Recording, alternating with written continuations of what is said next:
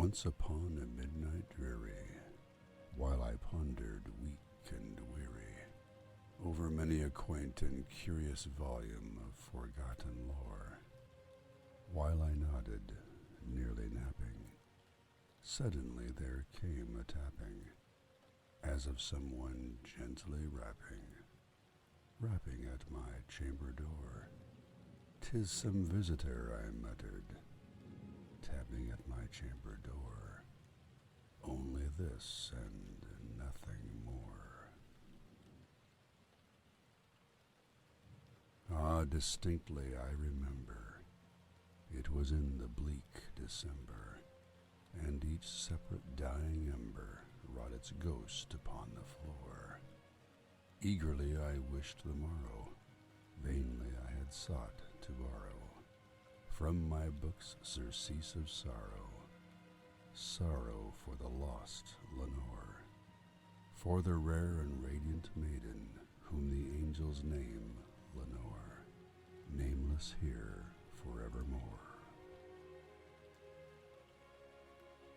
And the silken, sad, uncertain rustling of each purple curtain thrilled me, filled me with fantastic terrors never felt before, so that now to still the beating of my heart I stood repeating, "'Tis some visitor entreating entrance at my chamber door, some late visitor entreating entrance at my chamber door, that it is, and nothing more."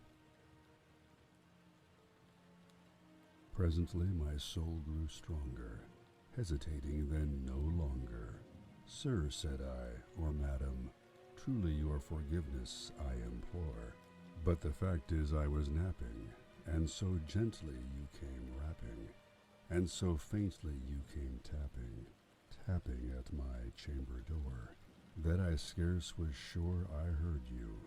Here I opened wide the door, darkness there and nothing more." Deep into that darkness peering, long I stood there, wondering, fearing, doubting, dreaming dreams no mortal ever dared to dream before. But the silence was unbroken, and the darkness gave no token, and the only word there spoken was the whispered word, "Lenore." This I whispered, and an echo murmured back the word, "Lenore." Merely this and nothing more. Back into the chamber turning, all my soul within me burning, soon again I heard a tapping, somewhat louder than before. "Surely," said I, "surely this is something at my window lattice. Let me see then what thereat is, and this mystery explore. Let my heart be still a moment, and this mystery explore. 'Tis the wind, and nothing more." Open here I flung the shutter, when with many a flirt and flutter in there stepped a stately raven of the saintly days of yore. Not the least obeisance made he, not a minute stopped or stayed he, but with mien of lord or lady perched above my chamber door, perched upon a bust of Pallas just above my chamber door, perched and sat and nothing more. Then this ebony bird beguiling my sad fancy into smiling, by the grave and stern decorum of the countenance it wore. "Thou thy crest be shorn and shaven, thou," I said, "art sure no craven, ghastly grim and ancient raven, wandering from the nightly shore. Tell me what thy lordly name is on the night's Plutonian shore." Quoth the raven, "Nevermore." Much I marveled this ungainly fowl to hear discourse so plainly, though its answer little meaning, little relevancy bore. For we cannot help agreeing that no living human being ever yet was blessed with seeing, bird above his chamber door, bird or beast above the sculptured bust above his chamber door, with such name as Nevermore. But the raven, sitting lonely on the placid bust, spoke only that one word, as if his soul in that one word he did outpour. Nothing further than he uttered, not a feather than he fluttered, till I scarcely more than uttered, other friends have flown before. On the morrow he will leave me, as my hopes have flown before. Then the bird said, Nevermore.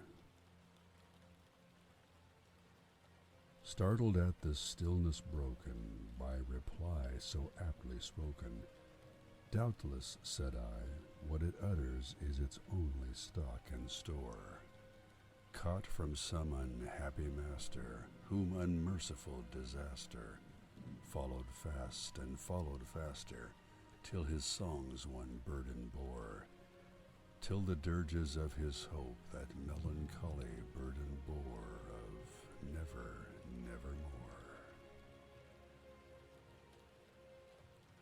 But the raven still beguiling all my sad soul into smiling, straight I wheeled a cushioned seat in front of bird and bust and door. Then upon the velvet sinking, I betook myself to linking fancy unto fancy thinking, what this ominous bird of yore, what this grim, ungainly, ghastly, gaunt, and ominous bird of yore meant in croaking, Nevermore. This I sat engaged in guessing, but no syllable expressing, to the fowl whose fiery eyes now burned into my bosom's core. This and more I sat divining, with my head at ease reclining on the cushion's velvet lining that the lamplight gloated o'er, but whose velvet violet lining with the lamplight gloating o'er she shall press, nevermore. Then, methought, the air grew denser, perfumed from an unseen censer, swung by seraphim whose footfalls tinkled on the tufted floor. Wretch, I cried, thy God hath lent thee, by these angels he has sent thee, respite, respite, and nepenthe from thy memories of Lenore. Quaff, O quaff this kind nepenthe, and forget this lost Lenore. Quaff the raven, Nevermore. Prophet, said I, thing of evil, prophet still, if bird or devil, whether tempter sent or whether tempest tossed thee here ashore, desolate yet all undaunted, on this desert land enchanted, on this home by horror haunted, tell me truly, I implore, is there balm in Gilead? Tell me, I implore. Quoth the raven, Nevermore. Prophet, said I, thing of evil, prophet still, if bird or devil, by that heaven that bends above us, by that God we both adore, tell this soul with sorrow laden, if within the distant Aidenn it shall clasp a sainted maiden, whom the angels name Lenore, clasp a rare and radiant maiden, whom the angels name Lenore? Quoth the raven, Nevermore. Be that word or sign of parting, bird or fiend, I shrieked upstarting, get thee back into the tempest and the night's Plutonian shore.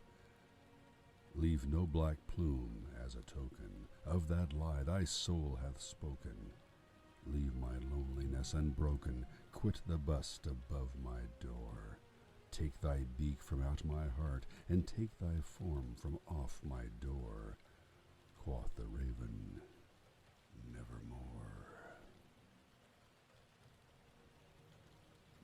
And the raven, never flitting, still is sitting, still is sitting, on the pallid bust of Pallas, just above my chamber door.